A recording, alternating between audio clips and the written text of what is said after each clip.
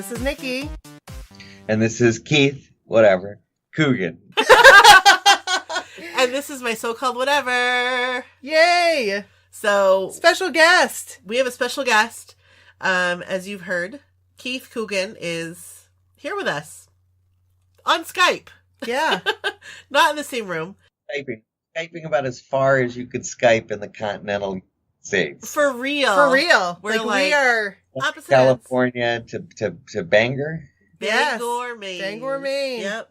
How are you? Very good. Hi. Great to see your faces. Yeah. Oh, good to see you. Good to see you too. We're so excited. We are very excited. Well, I am too. I love. I just love the my so-called whatever. I mean, that's perfect. That just nails the '80s perfectly. Clueless, or if it's Heather's, like My So-Called Life, and then whatever. That's great. Awesome. He totally gets it. I love it. That's the thing.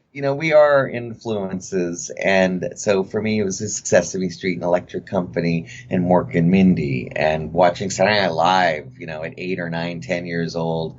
And the movies like Goonies and Gremlins and Raiders of the Lost Ark and Jaws, Star Wars, and watching the adults react to those films like no one had ever reacted before. Mm-hmm.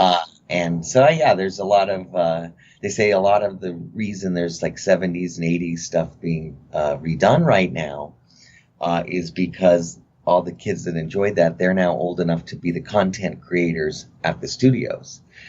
And they have a lot of nostalgia for this. Yes. And I love it. It's all about taking you back to that place. It's not only are you experiencing the movie, but you're also experiencing what your life was at that time. It's two things in one. Right. You're watching the movie, but you're also going through the motions of what you were like at that time, the first time you saw that movie, or you were in the movie theater with your boyfriend on a date, or, things like that. It's the nostalgia. It's the feeling. It is. Yes. It's like taking a vacation to your childhood. It is. And that's what we're all about. Take that vacation to your childhood. Oh my gosh. I love it. Come with us. Certain movies I'll remember going into Westwood, where there's so many great movie theaters in the 80s, taking our Rapid Transit District, or RTD is what we called it. Now it's the MTA out here in LA. But up now it's bugging me. Remember what theater I saw something in, and when it's playing on cable now, I'll be like, oh yeah, that was a double feature. I saw A View to a Kill and Moonraker in one day, or no, A View to a Kill and Rambo maybe on this same day. I was like I'll remember where I was when I saw it. I love it. So you asked, one of the things that our listeners wanted us to talk about were a couple of movies. Don't Tell Mom the Babysitter's Dead and Adventures in Babysitting. And those classic babysitting movies. We went a step further. Well, actually, Keith went a step further. He came on the podcast. I know. Yeah. I mean, there really is we deliver. We delivered. That's what we do. We went a step up. I have to tell a little story. Okay, I'm listening. About the first time I ever heard of Keith Coogan. Okay. I mean, I saw Adventures in Babysitting when I was a kid. Mm-hmm. And I didn't put two and two. I knew the girl, Elizabeth Shue, I had seen her in something else, but I didn't know her name. She's from Maine. Well, did you know that? Yeah. Oh, okay. Just want to make sure you knew. She came and had dinner at that restaurant I worked in. Oh, that's right. In high school. But I had, but I was a kid, so I didn't put two and two together. But when I was probably 10 years old or so, 9 years old, and when I started getting into New Kids on the Block and that sort of thing, I had subscriptions that my family would get me for Christmas and birthdays to Teen Beat, Bop, yeah, 16 magazine. And there's the 80s guys in there. Yes. And there's Keith Coogan. Teen Heartthrob. Yes. And that's what I said. It would have a big heart. Heartthrob. Yes. It would. Heartthrob of the month. So here he is in these pages. Yeah. With Chad Allen and David Faustino. And you were tear that out. Put that on. No, seriously. I'm so who's this guy? And anyway, you kind of figure things out when you're a kid and you're reading through these magazines. Oh, he was in that movie. Yeah, I like that movie. And then Don't Tell Mom the Babysitter's And then you're comes hey. out, and I'm oh my gosh, I'm putting it together. And I just love those movies. That's So that's kind of where that... Yeah, that's awesome. That's an awesome story. So that's how I became introduced to Keith. And I think most people probably that are listening to this probably didn't share the exact same experience, but they, saw him in the movies. Yeah. And that's really cool. We're really excited to have him on. Yeah. Posted a couple things, I posted something with Don't Tell Mom the Babysitter's Dad. And you followed us, and I was like, I'm going to slide right into those DMs. Yes. So thanks. Yeah, thanks so we appreciate that. Because that was, like, he was a huge deal. It was a huge deal. Yes, it was a huge deal. I mean, we're a podcast with two girls from Maine, and yeah, it's cool when we can connect with people. And well, you guys worked for it. You hustled it. You got in through there, and then you were emailing. We were emailing back and forth, both of us relentlessly. But it was great because everything was succinct, and we could still hear. I could still hear your tone through it, and it was all. I'm so kind of formal in my emails. I don't really do lol speak. And you guys are totally the same. And so they hustled for it, just so that everybody knows. and then out of all the, I've done a couple of podcasts and this or interviews, whatever, sometimes on the phone, and no one ever has sent a synopsis like that, which I thought was also very professional. Thank you. Thank you. So, for the most part, we try to keep it like a conversation. That's our whole, we're not basis. Much with interviews. We're not good at interviewers. We're not journalists. Not even a little bit. I don't even pretend. But our whole thing is we're just a bunch of friends. We're hanging out. Chit-chatting. We're talking about the 80s and the 90s. Right. That's what it's all about. And nostalgia. But we do want to know some things about you, like for our listeners who maybe aren't familiar, or that they're dying to know. Like how you got started. Like, did you do commercials and stuff as a kid? So, like, are we going to be able to go on YouTube and find like commercials of young Keith Coogan? You can. You have to search. So my birth name was Keith Mitchell. Oh, okay. It was my mother's father who was the Coogans. So when I started. My mother didn't want me to work under the name Coogan and wouldn't let my agent tell casting directors or anyone that I was Jackie Coogan's grandson. And he was upset about that. And she said, well, nothing's worse for an actor than not knowing why they got a role. And I did 10 years of TV under Keith Mitchell. And Fox and the Hound I was the voice of Todd, the Fox and Fox and And that was all credited as Keith Mitchell. And then my grandfather passed in about 84. I changed my name. In 85, I was Keith Mitchell Coogan. And then 86, I was Keith Coogan and did Silver Spoons, Growing Pains, Just the 10 of Us, and then got Adventures in Babysitting. And so the Adventures in Babysitting was my first feature. And also and that's where Coogan, and I was Coogan ever since. That's so cool. Awesome. And you were in all the shows I loved. Yes. Yes. That's so cool. So then that brings us to the natural question and what I kind of alluded to with you in magazines and stuff. Did you have crazy fans? Did you experience anything like that? Or was it just like... Not necessarily. When I was on the Waltons, I was getting fan mail. And I'm friends, Twitter friends and Facebook friends with people that sent me fan mail in 1978, 79. That is amazing. Gosh. And that was really cool. Just go from Friendster to MySpace to Facebook to Twitter, Instagram, and that cracks me up. I was on Friendster. I was all about it. It was very short lived, but I was like, Friendster. What is this network? That's really cool, though. Yeah, that's awesome that you talked to people that sent fan mail. Yeah, that's amazing. Thank you. I can tell that he appreciates people. Yes. You appreciate and we it. appreciate. So you asked about fans. So at that point in TV as a kid, you'd kind of go in, you'd live out in the suburbs or whatever, and then you'd go into town to shoot all the stuff. And you'd go to sometimes parties, rap parties, or premieres, or cast and crew screenings, or press events. You'll go and play softball games, or do celebrity kind of based things where there's tons of different celebrities there. That's where most of the photos would have been taken for those magazines.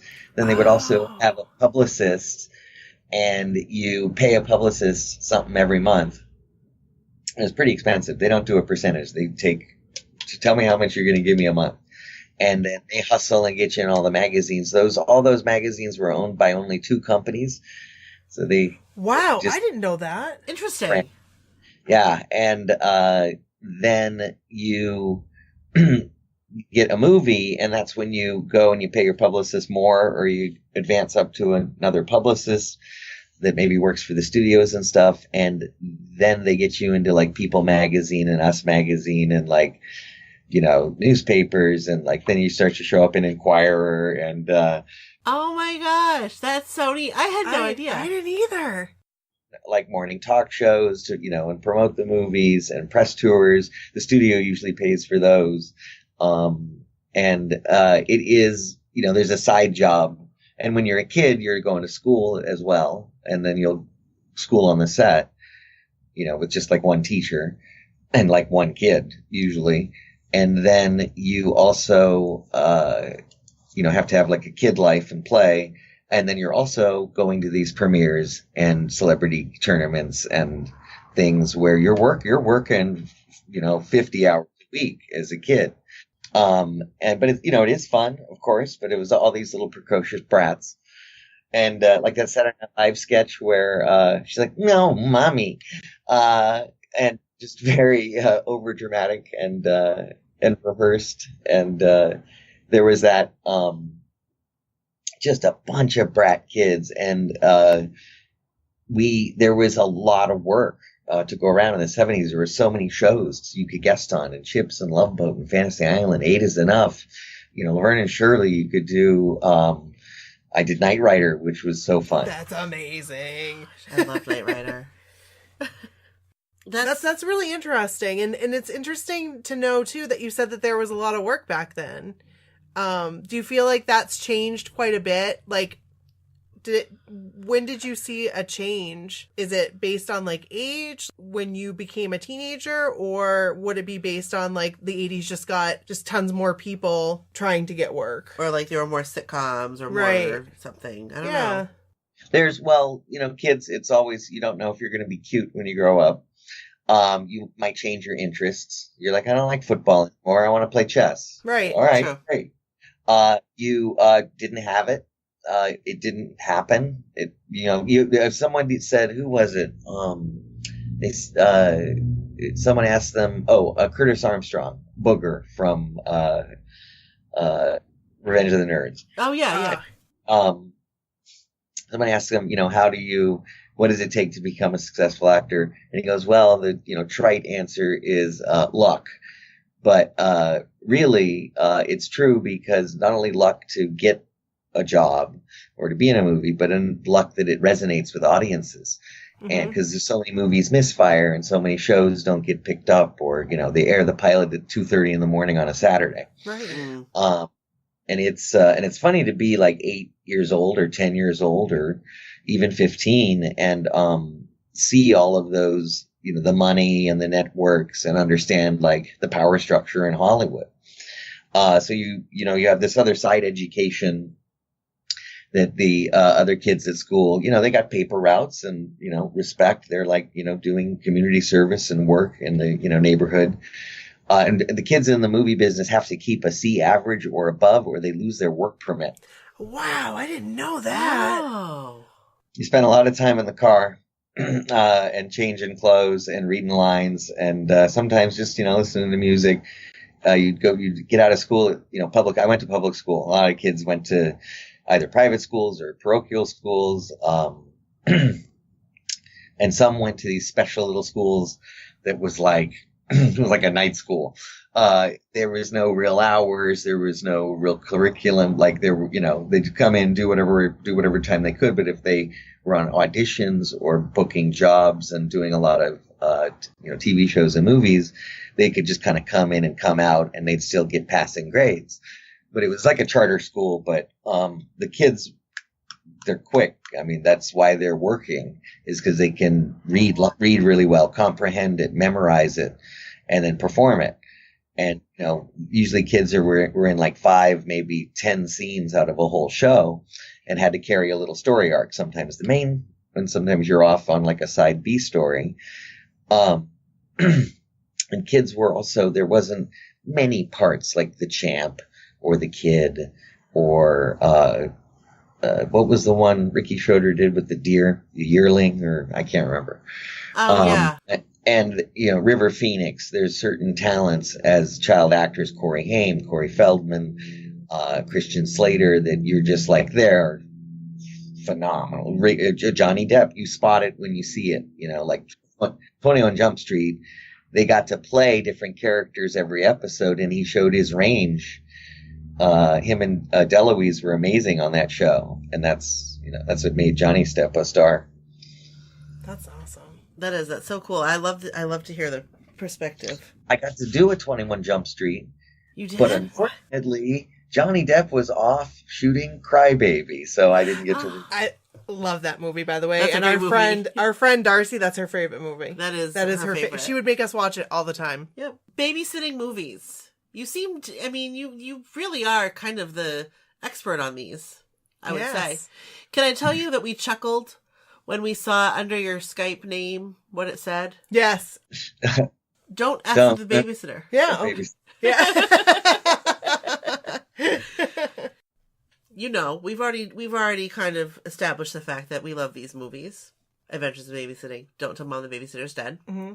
And you mentioned that Adventures in Babysitting was your first feature film. Yes. Well, not counting Fox and the Hound. Right. But that was animated. Right. It's just your voice, so it doesn't count. At least in show business families. It counts with us. It's a humor cartoon. That doesn't count. So, what was that like? It was your first right. time. Like doing a movie like that. I'd been auditioning for films since, The Shining and E.T. and Goonies and Gremlins, and just wasn't getting them. I wasn't getting any movies. They said, you're too TV. You're a TV actor. Like, when Bruce Willis came on to do Moonlighting and Die Hard and was like the top box office and everything, that was kind of a first. Really? But before that, they brand new. So after I went through puberty and started to sprout up at about 16, in high school, I took a great theater class. Dr. Frank X. Ford, he taught preparation, how to prepare for an audition or a part or a role. And I used those techniques to get Adventures in Babysitting through, the auditions, the callbacks, screen tests. We did like 2 rounds of actual screen tests with film cameras and the lights. And it was a gauntlet. And Chris Columbus just really rooted for me. And I'd been working for Disney since I was I was an extra in The Cat from Outer Space at about 7 years old, but I was cut out. Oh. I was cut out, yeah. Can I tell you that movie, The Cat from Outer Space? That's the first movie I ever remember crying watching. Really? Yes. I was a kid. I was a little kid, but the cat, there was something with the cat. The owner died. I haven't seen that movie probably since then. But something with a cat, and I remember the cat looked so sad, and I cried. I was probably like 6. That's sad. I know. Good movie. But you weren't in it? You ended up on the cutting room floor? Yep. It was me and another kid were supposed to skateboard in the back of another scene. And skate down the street, and they wound up cutting that scene, so. It would have been a better movie with that scene in it. It would have been a better movie with that scene in it. Just out in the universe. Maybe they can redo it and put that scene back in there. I don't know if it works that way. Yeah, exactly. I want to see that. So yeah, and then doing Adventures of Babysitting. So you get this movie that you go, all right, it's got a pretty good budget. It's for Disney, Touchstone, and Touchstone had so many hits. I mean, Ruthless People and Stakeout and and Splash, and they were just on a roll. So Touchstone was Disney. They had a film fund, and it was called Silver Screen Partners 3, I think. And it was one of the board members on it was George Bush. Oh. Uh, Oh. the junior, the young one. Oh, okay. The little one. Yeah. Yeah. And that was one of the things that he helped run really well. They got like 6.5 times their money. You invest $1 million, you get back $6.5 million. It was one of the most successful because those they would release 3 to 4 to 5 of those Touchstone movies that they could do rated R. They could do not really rated R, but they could do PG and more adult that weren't tied into their animation and their great television specials. I loved the Sunday night Disney movie at 7:00. We totally would sit down and watch that. That was a different thing. That was something. Right. We would do that. As a family every Sunday. My dad probably wouldn't partake in that. But no, my dad didn't either. He was probably downstairs having a beer watching MASH. Yeah. But, my mom and I would sit there and watch it. We would watch it Sunday night.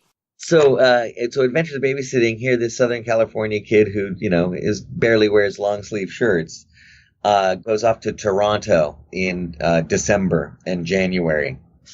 So that was a nice little, but Toronto is actually not too bad.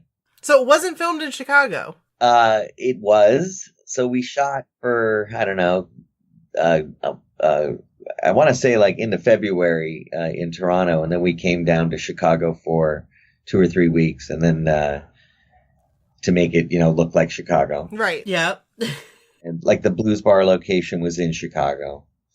Cool. That was Fitzgerald's. It's the same pool. It was the pool hall in Color of Money, where Paul Newman gave Tom Cruise the Balabushka, the pool cue. Oh, cool. I don't know. Color of Money. Same look. They use that as a film location a lot. And then came back to LA, and we did a week of special effects of like Intravision. Wow. Yeah. They had taken shots of a model of the tower that they hang off of. They shots of the real buildings. Then they're live action, shots of these.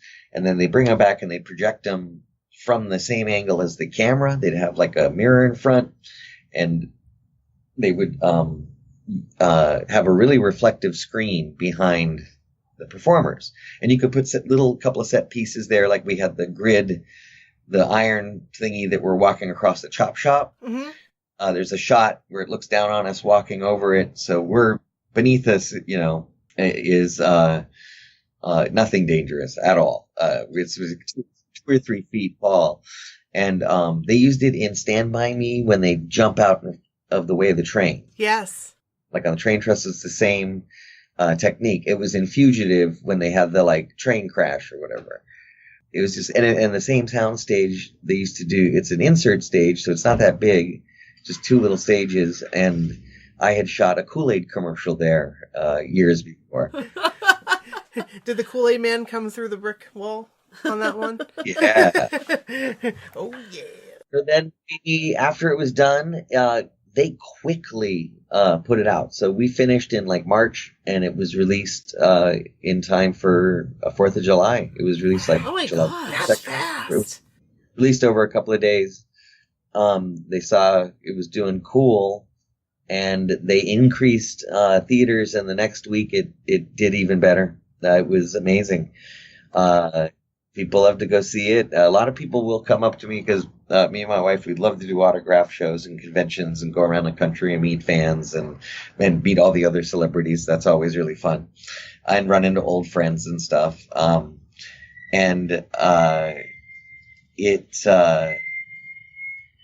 now I can't. I'm sorry. Now I'm warming up. Okay. So people will say that was the first movie they saw alone. Like their parents let them go to a movie, and they're like, "Oh, this is the first movie I saw," and I love that. I totally remember, the first movies I saw or loved, and of course where I saw them, and when and what was going on, when I was growing up, when I saw them, and that nostalgia. Now I have a question, since you guys watched this and you shared it with the younglings. Since there's no nostalgia connection, did they enjoy the film? Does it still play? It definitely does. Don't tell Mom the babysitter's dead. Yeah. it's still connected. It's still it was timeless. There are so many jokes that you go over people's heads if they're not of a certain age. Quick stuff that goes by. Yes. And I love Joanna Cassidy, and John Getz as the sleazy office guy is just... Yeah. Yes. Of course, a very early screen appearance by David Duchovny as a head inventory clerk. Yes. Oh my gosh. It was funny you mentioned about the things, because my husband and I were like, whoa! And the kids didn't even get it. Like when they're at the, when they're having lunch, Christina Applegate and the sleazy, they're having lunch and he's talking about like... inappropriate things. And they're just like, they didn't even get it. It was just like, woo! That was a cool thing about the 80s a lot of times, is that stuff was, you could do that. And so like watching it as an adult is so much different watching it as a kid, because you get so many of the different references. So you're watching it. I just got a joke from Animal House that I never got before. So I'm watching Animal House like last night. It's just on cable and I'm watching it. It's the scene where John Belushi puts the ladder and climbs up the window and is looking in the window while she's undressing. And it's full frontal, her boobies. Yep. And he's watching, and all of a sudden he falls away. He does this great gag where he hangs onto the ladder and he falls away. And as a kid, I just thought it was funny him falling, and I didn't realize it's because he got a boner. And that makes so much sense. It's really subtle, and it went over my head until yesterday, and I'm 48 years old now. So it went over my head. I never would have gotten that. No, me either. It's really tasteful, and it's really sharp humor, because I didn't get it until just now. And and we're looking for that as kids. We're looking for any sexual reference we can. Oh, you better believe it. Yeah. I mean, Dirty Dancing, I just watched that recently and I was like, I did not know all the storyline was going on. What? I didn't know a lot of the stuff was going on in Dirty Dancing.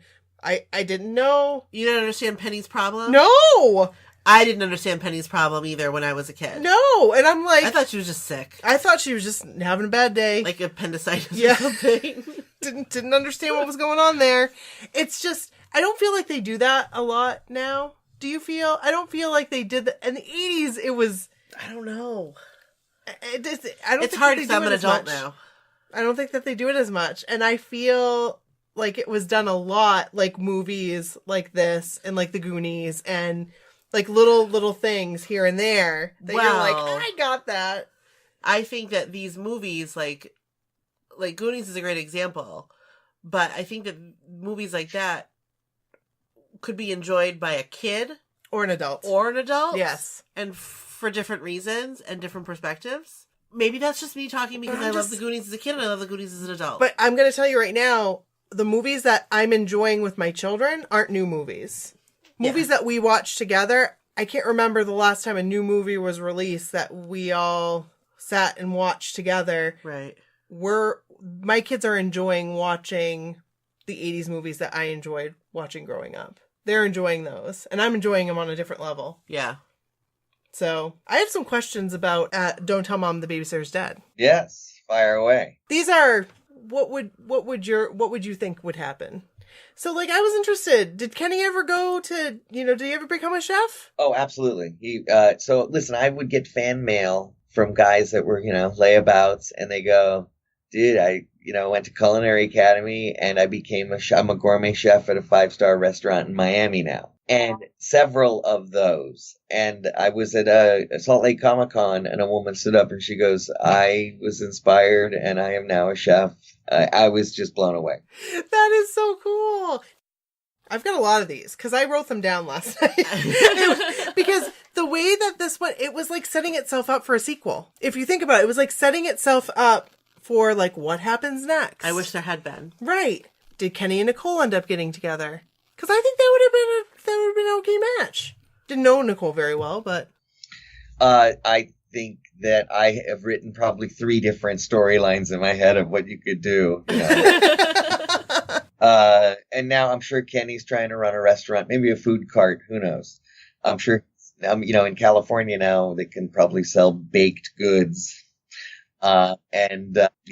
Never know. Christina Applegate will be probably, running a company, and I'm Yes. sure Joanna Cassidy, she says she's so surprised out of all the films she has done, Blade Runner, she says that people come up to her and constantly say, I'm right on top of that, Rose. Shocked that, around the world, people love her in that. I do too. She was amazing. She was amazing. Nobody else could have played her. No. She was great. Like, there are phrases You've in that used movie it that multiple I've times. used throughout my life. Like, I'm right on top of that, Rose. The Times. QED report. Yeah, okay. the QED report. The QED reports. Like, I don't know where it was. It was like any time I see books like that with like ledgers in it. But then I think like at work too, like working in retail, you get these types of things like the old way they used to do it. And it was the QED report. The QED report was beautiful. I wouldn't want to have to do the report. No. But it was beautiful to look at. I wouldn't want to have to wait for that to print out. And I have used more than once, she talks like she's chewing her face. Because that's perfect. She really did. Not like she's chewing her face. There's so many great quotes in that.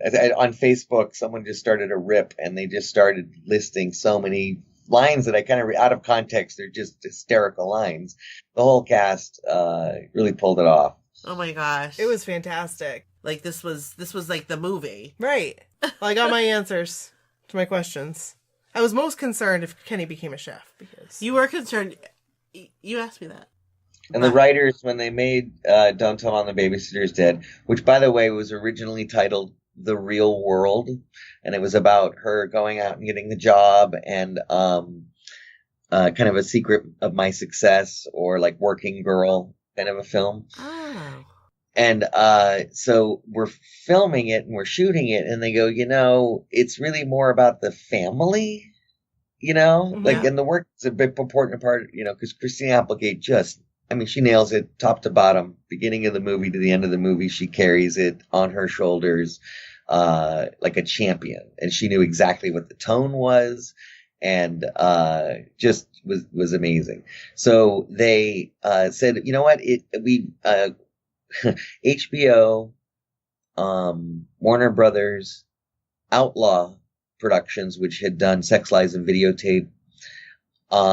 It was a co-production, and MTV. So all four, like, were the producers. So mid-production, they get a call and they go, hey, it's MTV and we're doing a reality show and it's called The Real World. And we don't want to confuse people with, and they go, we've screened what we have shot, and we showed it to 13-year-old boys. And the new name of your movie is Don't Tell Mom the Babysitter's Dead. And at that point, I'm like standing on set and I'm like, oh, now I'm in 2 babysitter movies. This is terrible.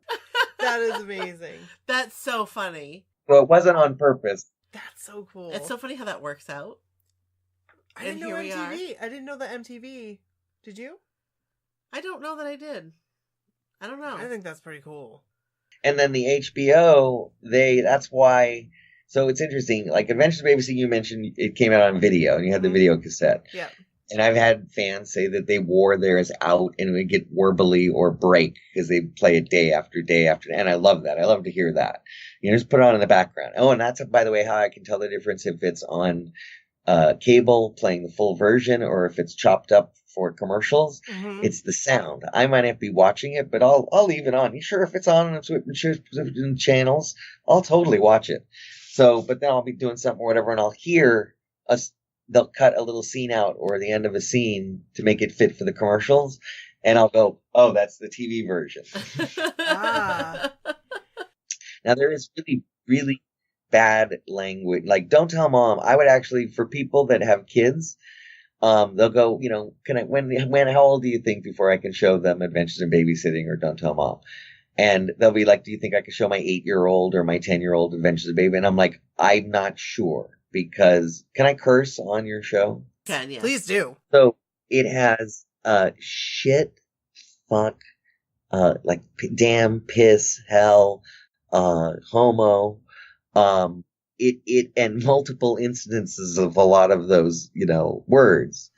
And it introduced one family said that their 4-year-old had watched it because of the older kids watching it, and just started running around the house going, fuck, fuck, fuck, fuck, fuck. Then, so I would actually, and believe it or not, even though Don't Tell Mom the Babysitter's dead, we got the babysitter dying, and Kenny's a stoner, and, there are all those sexual jokes. Have you ever had a 24-hour orgasm? I've never been to Santa Barbara. Yes.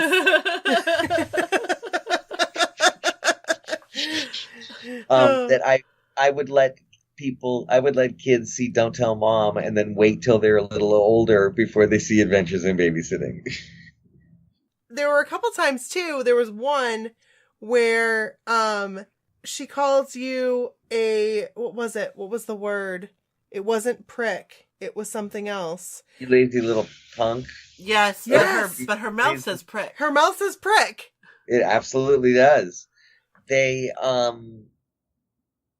that was always that way. So no matter which version, it's the same. It's weird. I don't know, why they did that. I think that pushed it over the edge. Imagine the parents and the teachers that are part of the MPAA that rate movies, and like the community members, some with families, some with not, and they're all watching these films, and they see certain things together. Like, wait, she's in a bathrobe, and she's in a bath. He's here, or no.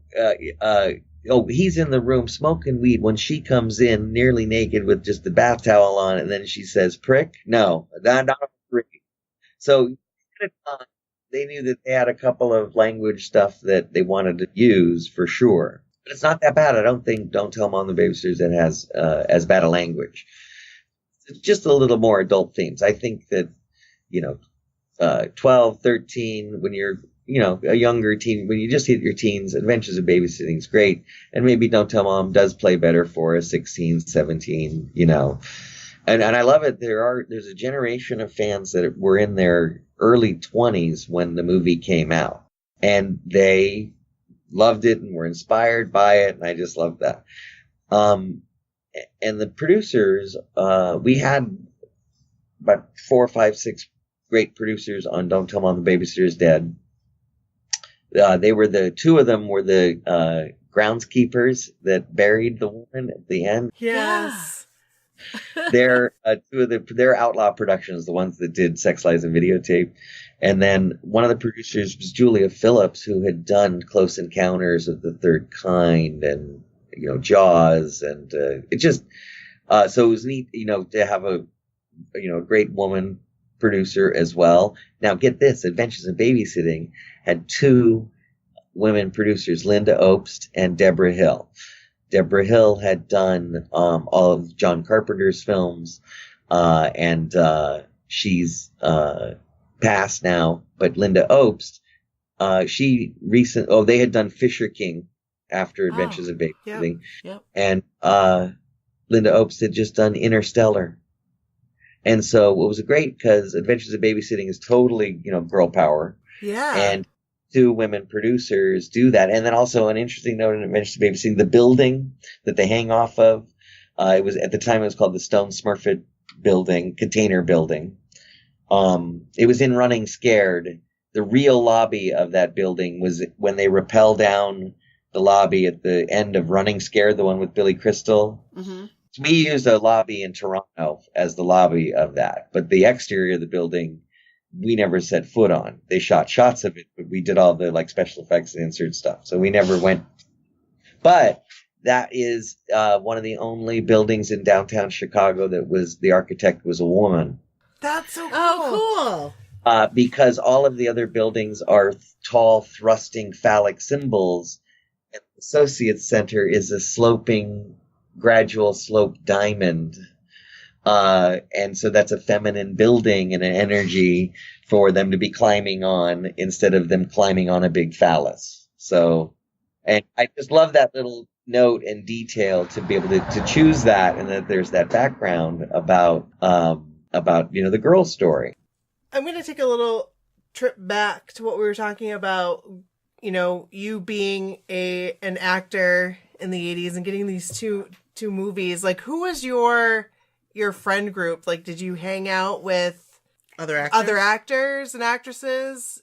One of my best friends growing up was Gabe Jarrett, who was Mitch in Real Genius.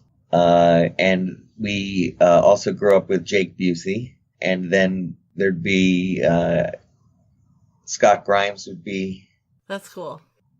hanging out. And I also would love to go over to the Zappa's house and hang out with Ahmet. That's pretty cool.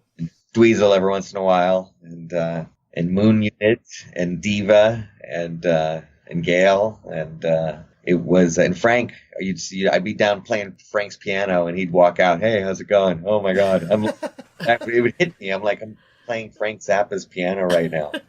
That's crazy. That's incredible. Yes. And that, introduced to, they have a cousin, Lala Sloatman, who was dating Corey Haim. And so I would start to see Corey Haim, and that's when Corey Fever, the two Corys, was just at peak Corey. And I still am starstruck, and I've always been. Whenever I work, I was so lucky to be able to work with like Dick Van Dyke and Robin Williams and Jonathan Winters and Pam Dauber and Laverne and Shirley. I mean, Cindy Williams and Penny Marshall were, just what a pair. And to do that week after week after week after week, and all the physical comedy, and a lot of those stars do, like Dick Van Dyke, the physical comedy he did was, just amazing. And cartoonish. We think Jim Carrey goes too far. If you really look back and stuff, there's, Jimmy Stewart had a pretty rubber face. The sad thing about being a cinephile is that the more you learn about movies and stuff, you realize you'll never be able to watch them all. You're like, I still haven't seen, How the West Was Won. I still haven't seen Cimarron. Oh my God, there's, you just realize there's just not enough time. And now we've got these, series and Netflix and Amazon, and there's just so much to watch. There's so much. So part of it's different now in that back then, if you were a kid actor, the reason I say there was a lot of work for everybody, that even some of the people that you would see from kids from audition, they only got a job or two. Mm-hmm. But it would be a network TV show that's on in front of the whole family, and that gave you the same chair at the table as everybody else. If you pulled your weight on a, Silver Spoons, or you did a couple of other series or whatever, but if it was memorable, then from that kind of, you just keep working. They go, okay, they're good. They're not going to bump into the furniture. Mm-hmm. Their lines. They didn't burn any time while you're on the set. It's the most important thing. They don't care if you ultimately suck. Just don't waste everybody's time on the set. You're going to suck. Be quick about it. And then you hope you stay in the picture, after you shoot it. And then, so then after you start doing the movies, I was like, got really lucky. I did about 2 a year. And, you do like a studio picture, then a side picture, then a studio picture, then a side picture. And back then they all took about 3 months to film. Now they're shooting movies in 11 days or 16 days. That's insane. It's amazing. And then or you get on a superhero action movie and you're shooting for 6 months. And that was always the case. There are certain genres you're going to be working in. A series that was always scared my mom. She goes, you don't want to get trapped in a series. You'll be on there for 3, 4, 5 years or whatever the original contract is if the show keeps going. She'll be like, there's so much work that you won't be able to do because you're on that show. Wow, I never really thought about that, but it's true, because you wouldn't be able to get out of that. No, I never. That would be I honestly never ever would have thought of that. No. Like, I would think that's what you'd want. Right. But what if there's that big movie that you want? It'd be kind of hard. Or impossible. Back then, a lot of movies try to schedule, it's LA and the best daylight and the best chance you're not going to get rained out is to schedule your shoot for the summer, Mhm. which is also the hiatus season for series. Oh. People in TV work school year. They work September through to spring, and then you get the summers off. And that's when the movie people would snatch up all the people on TV shows and put them in their movies. Interesting. Well, that makes sense. That's cool. And instead of doing 10 episodes for a season, some of these shows have just 8 episodes in their season. Back then you did 26 episodes a year. That's a lot of episodes. Yeah, but that's normal. 26, that was.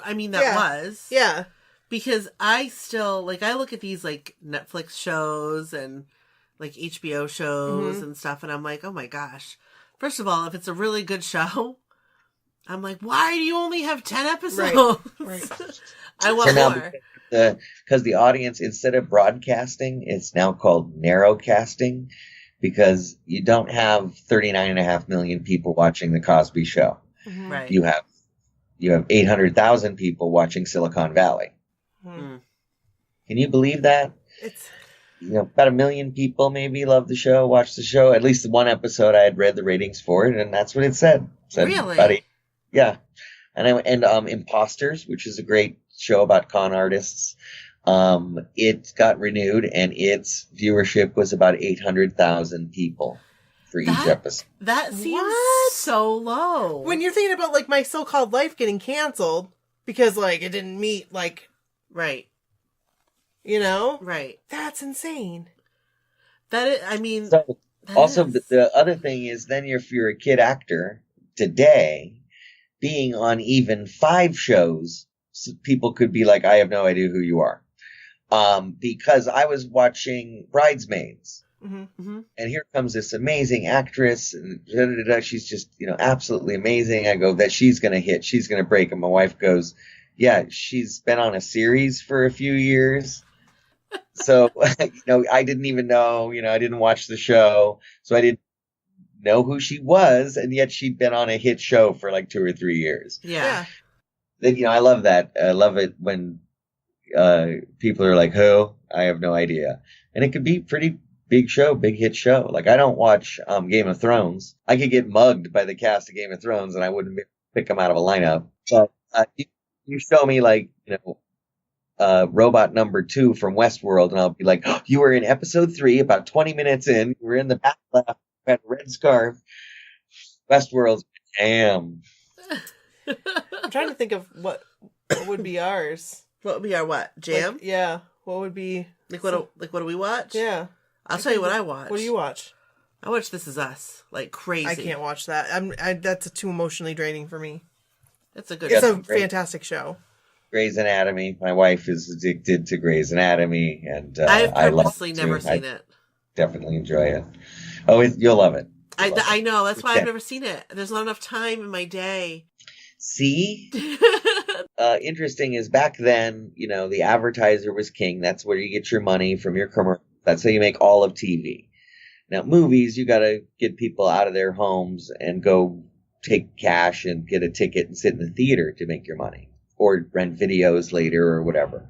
So, you have to air TV commercials of your movie. Then there was a blitz for Adventures in Babysitting. They played the hell out of those commercials. Same with Don't Tell Mom the Babysitter's Dead. And the very end of the trailer is, dishes are done, man. Yeah. That means so many people were exposed to the quote, but they didn't even see the movie. And that, I was really lucky there. People always either come up to me or they'll be like, take it back, Brad, or they'll say, just say it once. I'm like, dishes are done, man. That's all, that's going to be on my headstone. Here lies Keith Coogan. The dishes are done, man. Hey, that is the best. As though. it should. So the money, knowing where those advertising dollars coming in. So back then, ratings were based on this nefarious thing called Nielsen ratings. They would send out pamphlets to people to fill out, or sometimes set top boxes, but you didn't know who was in the room or how many people were watching at that time. It could be one person. It could be the TV left on while someone's vacuuming. Today, they know your IP address. They know your address, who you are, your age, your preferences, what you bought, what you're gonna buy. Did you read about the girl? She was like pretty young, 16, 17 years old, and her dad's getting the mail, and it says it's from Sears, and it said, "Congratulations, here you get some," because based on the lotions she was buying and stuff, it triggered their algorithm that she's probably pregnant. So Sears told the dad before the daughter told the dad. Oh my goodness. That's because crazy. Of targeted advertising. So they said with your birth date and your zip code, it's a 99% chance they can know exactly who you are. So now that is way more valuable to an advertiser. Mm-hmm. Now you know what age range, what sex, preferences, previous history, purchases, viewing habits, and you've got much more valuable information for that. Wow. Also, there's a gray market people that take that information, put it up against Facebook, put it up against Equifax. They're checking your credit score. They're looking at business deals. And so when you're filling out a home loan application online or like a loan application, it's running this before you finish the form. So by the time you hit enter, it goes yes or no. But in the background, it's actually scrubbing through all of this, all the way back to Friendster. All the way back to Friendster. That's right. So anyway, so perhaps that's why a smaller audience is no big deal. Mm-hmm. Because it's a very targeted audience. They know their audience very well. And also because of the shows, there's so many great different types of shows that are on. And it is, my wife and I hate the term, we promise to slap each other in the face if either of us said the golden age of television again. And also there's a blend between, like I really love Daredevil, and Daredevil took its time, the Netflix series, and did scenes that on the show, the Kingpin starts courting a woman, and he like gets this private dining room, and he courts. They have this whole background story, how she'd been raped before by this guy. And they kind of trust each other, and it was incredibly well performed. They get up to the edge and they start looking over the city, and he holds a cell phone up to her and he goes, "I've got the guy that did it to you. We're about to shoot him. Do you want to hear him scream?" And she goes, "Yeah." Now, in the old days, in a 90-minute movie up in, broad projected on the screen, they're never going to do all the buildup. All they're going to do is hold the phone up and go, right. Yeah. Of a shot of the city. You're never going to have the 10 minutes leading up to that to develop her side of the story. And so I love the long form that Netflix and Amazon shows, and Hulu and Crackle. I love the longer form. Well, I love High Maintenance, and what's the dog one? They had one, Downward Dog, or there is Shameless is amazing. Oh, there's yes, so many great shows. And what's great is sometimes if actors are like, "Oh, it's only a web series," because technically Netflix and Amazon, it's a web series, mm-hmm. Right? So if they have that attitude, maybe there's a safety net. They're like, "Well, this isn't a major motion picture. I don't have to worry about it," and they relax and they do some of the best work. Rob Lowe is the master of totally exceeding my expectations every time he's on film. He's amazing. Rob Lowe? Hello. How you doing? And plant-based diet. Yes. So, yes. Because he's Benjamin Button. Like, I don't know what's going on there, but... For real. Yes. He doesn't age. It must be LA, because, he looks like he, Well, they don't have the stress.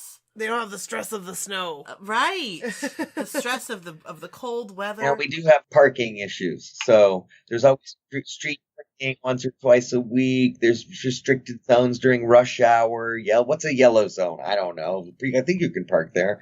And so it's like, I always joke, I'll have parked and I'll see tourists parking and starting to read the signs to see if they need to feed their meter. And I go, it's okay. it'll be towed in 5 minutes. It'll be in Santa Ana. They'll tow your car because then they get the impound fee, the towing fee, and storage fee. Oh man. Get you, and you got to have your license, registration, and proof of insurance to get your car out of impound. Oh my word. It's a racket. We have more cars in LA than there are people on the island of Manhattan. Wow. That's a lot of cars. It's a desert within 90 minutes you can go from the sand at the beach to snow. I think that's cool. It is. Go skiing and surfing on the same day. You can go to the woods, you can go to hiking, and then I love the line in LA Story. Some of our buildings are over 20 years old.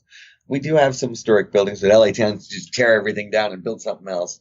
But it's amazing. I love LA. It's got its own, like New York people. You can't last if you don't have your shit together in New York. You wouldn't last a minute. Right. LA, you can couch trip and find yourself and developing a one-man show. So you meet a lot of interesting people in LA, and I think people are pretty laid back. Very cool. I'm very excited to go there. So I know that'll be fun. Yeah, I'm going out there to see Joey McIntyre perform. Very excited about that. I'm going for one day. I'm flying to Boston to LA one day, coming back just for that. Wow. We wanted to, before we wrap up, we just want to know if you would like to share with us and our listeners what you're up to, what projects you might be working on, where we can find you, social media. So lately, I have been turning into bad guys on film and on TV. Back then in the 80s, every movie was about white people. Yes. And specifically white kids in the suburbs between the ages of 14 and 17 years old. So I got lucky to kind of get pulled into that tide. And, if perhaps there was a broader spectrum at the time, those roles could have gone to much more talented kids than me. So right now, there's a great diversity push in Hollywood, and they want what's on screen and those characters to actually reflect and mirror the very audiences that are watching, and to have representation like Ray or The Bride or Salt. To have that kind of representation means a lot to people. Look what's happening with Black Panther right now. This is going to ridiculous. It's going to make so much money, and it's going to help tell stories that people just don't really get a chance to see. Mm-hmm. And so now, where does a 48-year-old straight white male fit into the equation? I now am playing the antagonist to those young new heroes. And so I am now the bad guy. I am the meth cook. I am the Ricky Talon agent. I am, it is fun. I just went for a skeezy rodeo boss. Cool. It literally was like sleazy and slimy. I'm like, perfect. And, hope to get it. But, I hope you do. I hope you do too. I'm all for that. So cool. And where can we find you on social media? So I have a website, KeithCooganOnline.com. That website again, KeithCooganOnline.com. And there's some fun videos and pictures on there, and a couple of behind the scenes stuff. And links to my merchandise where I'll sell autographs or signed dishes. You can get dishes are done, man, on a plate. I've totally seen those. Those are awesome. I'm trying to sell Don't Fuck with the Babysitter shirts, but we got a heat press so that we can make dish towels. It's got dishes are done, man, on the dish towels. So and then Twitter and Instagram is just Keith Coogan. That's Perfect. Awesome. That's awesome. Well, we really, really, really appreciate you very much. taking the time to talk to us. Thank you. It was really fun. We totally just nerded out. It was great. Yes. I love it. We learned so much. I feel like so educated right now. I know. We learned so much. Thank you so much. No, it's great. Like, this is how we love to spend our Friday night. Yes. Is like geeking out over And we totally stuff we geeked love. out because this is awesome. I did. Yes. For sure. Yes. It's been Listen, amazing. Thank you guys very much. Go out, ask people around town, ask Will Wheaton, ask Andre Gower, ask Scott Grimes. You never know who's going to say yes. And Totally. I treat Twitter differently. How you're supposed to like follow a few people and then have millions of followers. So Twitter is like a great kind of news feed. You just start scrolling down and you get all these different links and, pictures and videos. So, but why wouldn't you want to listen to or be able to see what other people are talking about? So I think I like to follow people back if they're not an obvious, scam or con or like marketing business. It's that, I love that. I love that connection. That's totally different too, because it used to be fan mail that would come in and then, you'd have help with family to like sort it and sign it and, figure out and mail it back. And, now it's just so instant. And, what is a snap? What is an Insta story? I don't know. Well, this is great. And we just really appreciate it. Appreciate you, coming on and scheduling with us. And I just can't believe how much I learned tonight. I know. It's amazing. I can't wait to tell everybody can't wait to share my new knowledge. I'm ready. And all of our listeners are going to hear all it. thanks to Keith. Well, I'm going to start sharing a little bit here and there. You're gonna go to my husband because I'm going to be like, hey, guess what I know? So thank you so much. Thank you. All right.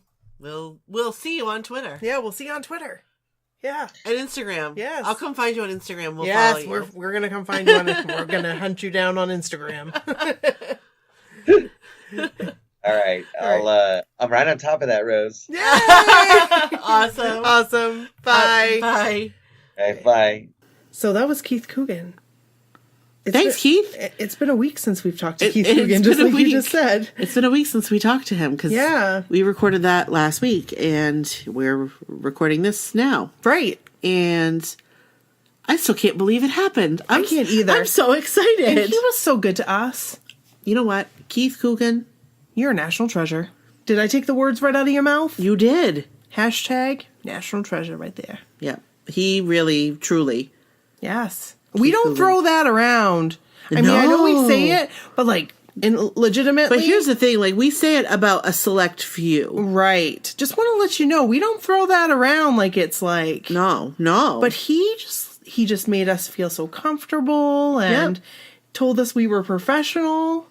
Which is so nice to hear. So nice. Because, like, we don't know. Right. This is all new to us still. I mean, yeah, we've been doing it since July, but still. But it's only February. It is only February. It hasn't even been a year. No. And we never did anything like this before. No. Like, we don't, like, we're not like ex-radio personalities that decided to do this. I did a little bit of video editing for the newspaper. But seriously. Yeah. This is it. And we really appreciate that. Yeah. So, Keith, you're our people. You are. And we love you. And thank you. I'm getting one of those dishes, man. The dishes are done, man. Yes. My kids have been saying that all week long, especially when I ask Bryn to do the dishes. And I'm like, no, the dishes are not done. Come do the dishes. As a matter of fact, they're not. Right on top of that, Rose. Oh my They've been saying gosh. that too. So... the only thing I didn't say, the only quote I didn't say, that looking back, I mean, it wasn't his quote in the movie. Oh, yes. But seriously, one quote that I do say, I haven't as much, but I used to a lot. I remember, and I never knew what it was from. Was, park it yourself, Metallica breath. I thought that was so funny. Your brother would say it too. Yes, my brother would say it. Yes, I can remember him saying that. It was like his often. favorite part. Yeah. So anyway, that was really, really, really awesome. Thank you so much. Thank you, Keith. And, yes. you know, you're welcome back anytime. Yeah. Oh, please. That would be fun. I know. Oh my goodness, he was like a movie connoisseur. We learned so much. Yeah. Like, for real. Like, I'm a boy band connoisseur. Yes. It says so on my work profile. Does it really? It really does. Oh, I should have that on my work It profile. says boy band connoisseur. That's It should really, true. yeah. Because, That's the truth. Yeah. Hashtag truth. Hashtag, I'm nothing but the truth. Hashtag so help me God. All right, so that was awesome. That was awesome. And yeah, so We've gotten some really good ideas for the shows. yes, we have. They're awesome. And that's great because we need ideas. Keep them coming because we Yeah. want to know what you guys want to hear. Yeah, we got a whole bunch of forms on the website. You want to give us seriously? your expertise? Is that like the right way to say that? You want to Yeah, give that us works. your you do it. You go right on the website. There's forms. Yes, and also the feedback that we've been getting, people are feeling a little bit more open to tell us their feedback, and I'm very appreciative of that. Because here's the thing, guys, we can't get better if we don't hear feedback. Right. So if you don't like something, let us know. Chances are, Like, email us. yeah. Because, And if you like something, let us know. well, it's nice to hear that you're doing a good job. Yeah. And if Not that you know what I mean? we don't need that. Like, you don't have to Right. stroke our egos. No, but just to if be you like, really hey. liked something in particular, let us know because then we might cover it again. Right. Or, like, if you, like, for instance, if you really liked today's episode. Right. With Keith. Right. Let us know if you really liked that because then we can really try to get more people on like that. Yeah, we Like, can try. It's not easy. We have reached out to some others. We have. We'll see what happens with that. Yeah, we'll see what happens.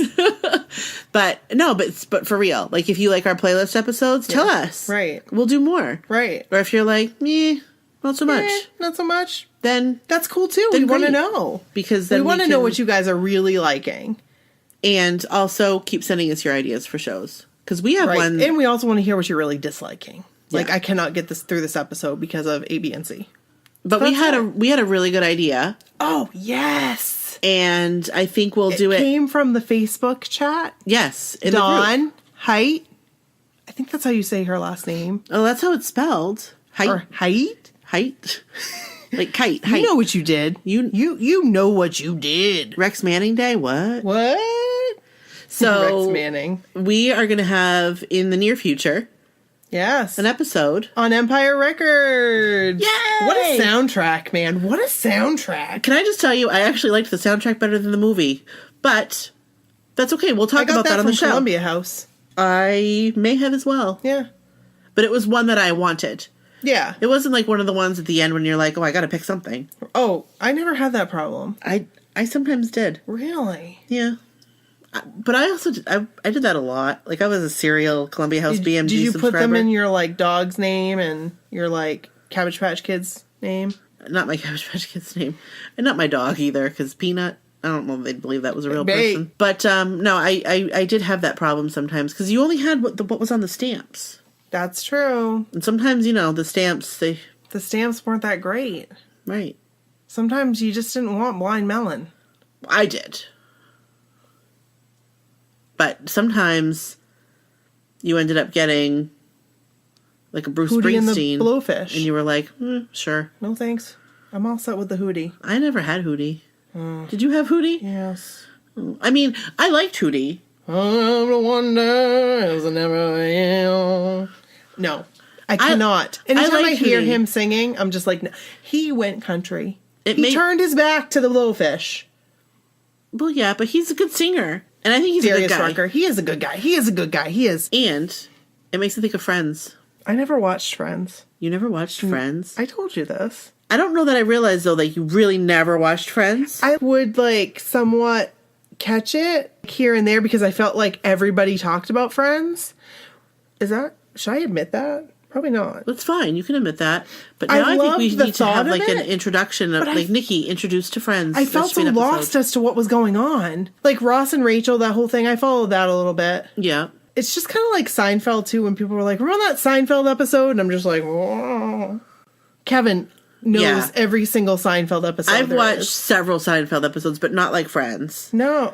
If you want, I can't do that with shows though. Like, I could talk about Friends. It has to like really hit like right there. I know what you mean. You know what I mean? Because I could talk about Friends like that. I can talk about Unsolved Mysteries like that. I could talk about The Office like that. I can talk about The Office like that. I have watched The Office every year around this time. Yeah. Right when tax season comes to a like. Yeah. It starts to we peter start off. watching The Office again from season 1, and the love The kids Office. freaking love it. It's such a good show. It's a great show. It is. Family friendly. And I can also talk about Sex and the City like that. I've never And seen Parks Sex and and the Rec. City. I've never seen one episode of Sex and the City. Oh my gosh. I loved that what show. was I like? I just was really busy. What were you doing on Sunday nights? Nothing. Because Working. Because I always worked on the weekends. I always worked. like at the airport. Yeah.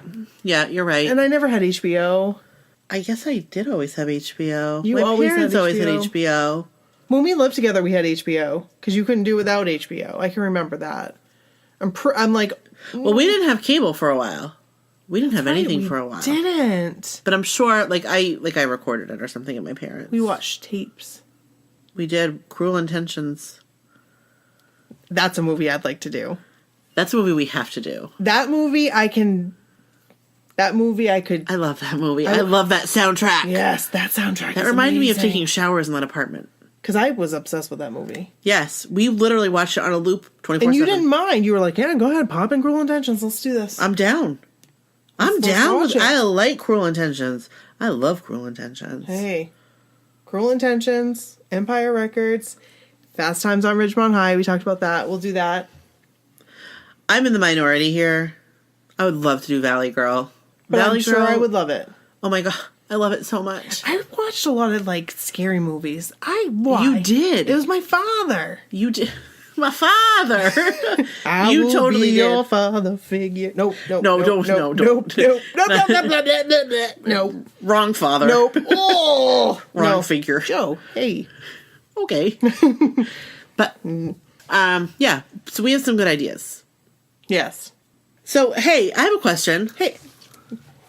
Question away. Let's take a little poll here. Okay. Unofficial. Okay. Just between two of us? Well, if you want to tell us your feedback, email us at mysocalledwhatever@gmail.com. Oh, yes. What do you guys think of the bye? Because I don't know if I like it. I'm okay with it. You don't think it sounds awkward? It does, and I think that's the charm of it. Oh, okay. It's charming. But hey, if you don't like it, it's tell awkward. us. I don't care. Yeah, well, if I'll switch it does up. it sound weird? Because, I mean, Probably. we would just say peace. I don't like that. I can't even say bye. All right. Okay. Bye, bye, bye. Bye, bye. There, I did it all by myself. Yeah, see, it sounds better when you do it. Okay, let's do it together. Okay, ready? 1, 2, 3. Bye, bye, bye. Bye, bye. All right, perfect. See ya.